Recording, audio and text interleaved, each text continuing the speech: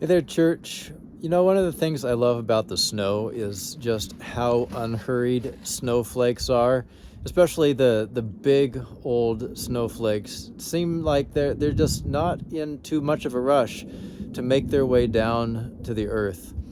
And I think there's something of that for how we are called to live with God. Jesus went around in a way that just never really seemed like a rush. He never was in much of a hurry, but always present where he was and intently focused on living God's will. In our life as a church, we have some ways that we try to practice presence too. Some of it is in the groups that we offer, like the CPC book club and the grandparenting group and the Renovari book group. I think the drive-through dinner that's happening tonight is a way of being present. I know that, for sure I've seen some of our servants at the drive-through dinner rushing about trying to get meals out to people in cars, or, getting that next load of spaghetti prepared. But I also know that when we greet our friends who come through the drive-through, we try to pay attention to them. We see who's in the car.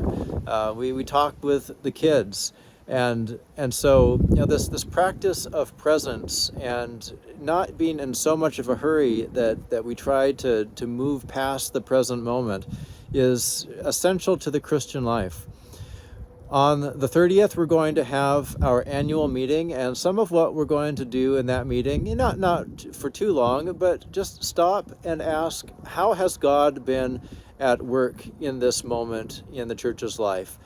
To linger and celebrate ways that God has been with us through 2021, and how God is present and at work leading us in 2022. So I encourage you to come and share in this meeting for a word from the session, also to hear a financial status report, and to vote on the pastor's terms of call.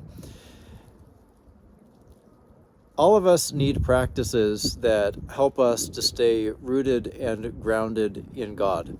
And so, I don't know, maybe for you in the winter, one of them could be just to watch snowflakes fall. Sometimes I kind of make a game out of it and watch a snowflake fall from where I can first see it as it comes into my field of view all the way down to the ground.